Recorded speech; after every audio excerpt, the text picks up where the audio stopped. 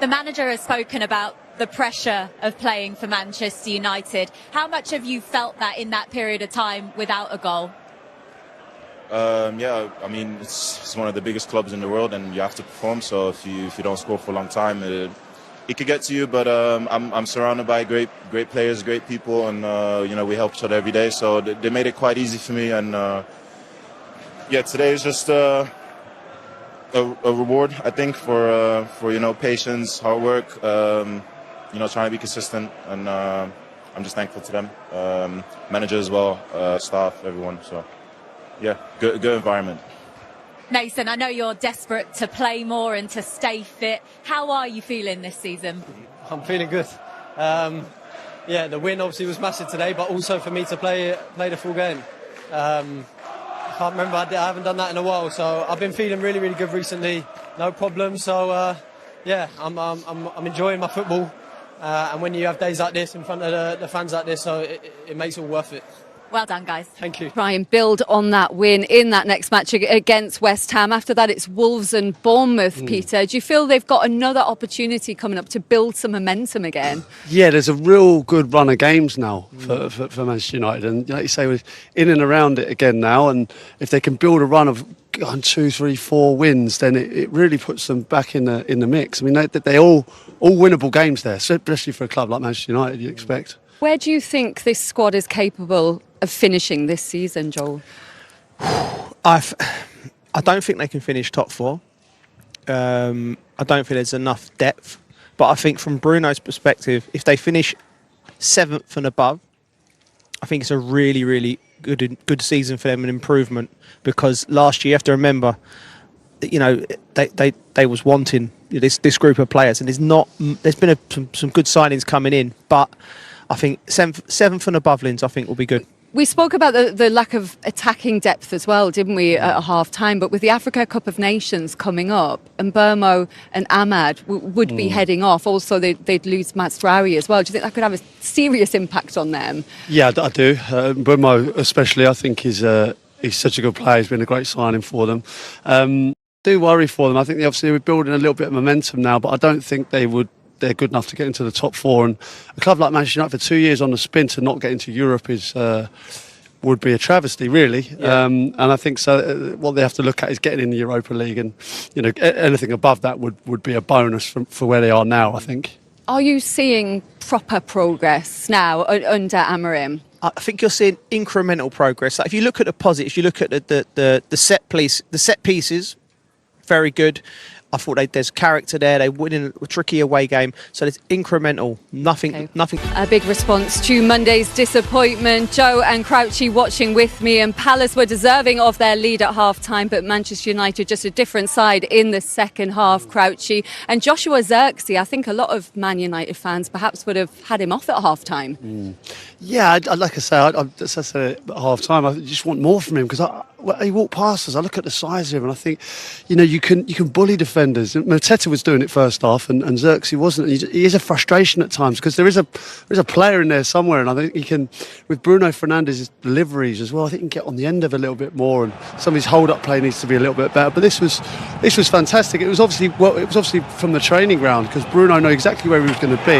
He actually found himself offside, Zirkzee. You see here, way offside, and it's a great place to be because the defenders can't get hold of you, they can't get hold of your shirt, they can't muscle you. You can make that run kind of almost free, really. And what he did here was he took his time. I mean, this isn't a goal from a player who hasn't scored in a year, because he lets it bounce a couple of times, takes his time, and what a finish, Joe. Yeah, it's a fantastic finish. What he done really well there on the second bounce is the patience he took. Like Crouchy said, it's not a player who's not scored in a year. Looked very, very composed. Looked confident, didn't he? Do you need him just further forward, not dropping deep as much? Yeah, aggression. And then sometimes when you're a forward and you're not getting amongst the goals, your tendency sometimes is to drop deep and get touches.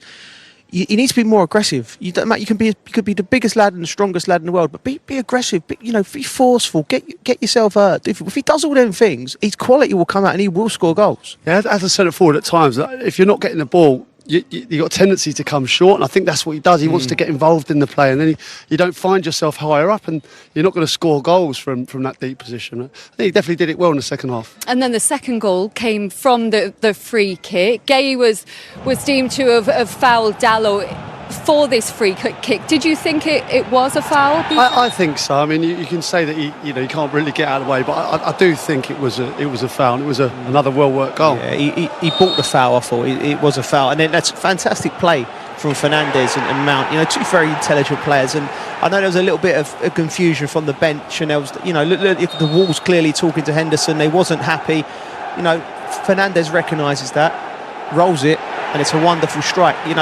Henderson just gets a bit flat-footed there, but it's right in the bottom corner. It bounces just in front of him. I think when you take that quick one, it causes panic, and the wall breaks. You feel gaps, and as soon as you move it that little couple of yards, it's enough to create havoc with the wall. And Man United, 10 set-piece goals now, joint most with Arsenal, excluding penalties. They've been really strong in that area, Joel. Yeah, you have to give the manager credit and his staff. He's come under a lot of fire because he's Manchester United manager, and the results haven't been deemed to be where they should be.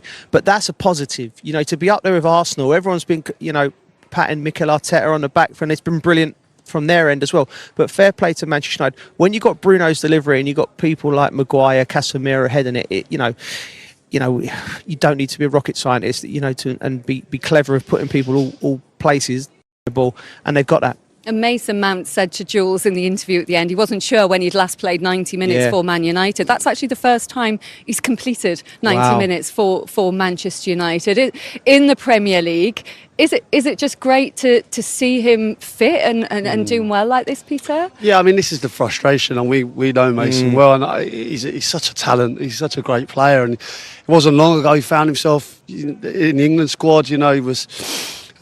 can he get back to that? And it's only about fitness. It's not about talent, and that will go some way to helping him today. Yeah, that's it. Listen, Lindsay, it's not talent, it's not desire, it's not quality. It's just will his body hold up? Because if his body holds up, he's as good as a player in that position that we've got. He really and Thomas Tuchel really likes him. You have to remember it's a Champions League winner at Chelsea in that exact model that Thomas may like to play. Did you turn that game around? I think we have more intensity in the second half. We play better in the second half, and the opponent in the second half was more tired. So is everything connected?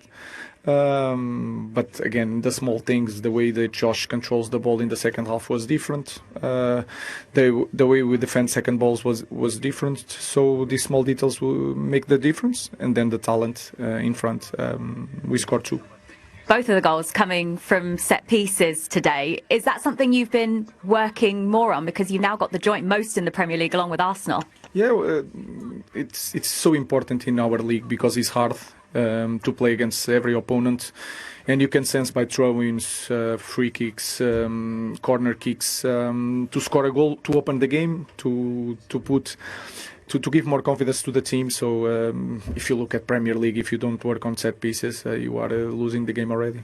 It's been almost a year since Zirkzee's last Premier League goal. What can that now do for his confidence? It's so important for a striker to score goals. He's not playing many minutes, but the way he responds in the second half is really important. It's more important than just the goal. Again, the small details, win one first ball for us to win the second ball, the connection, that is so important for our game, and the goal is really important for the team and for him. We saw Bruno Fernandes feeling his hamstring towards the end of the game. You can't afford to lose him for any matches, can you? No, it was a kick. I was shouting at him because he needs to earn. We make a substitution in the end. He needs to talk to the bench, but he said it was like just a kick, so everything is okay. How important is it now to back this win up today with another one at home against West Ham next? It's important to win every game, and again today was once again the proof that if you play the same way, but we increase the way we fight for every ball in the small details, the certainty on the pass, the movements. If we work on that in the different pace, we can beat anyone. So let's try to show that in the next game.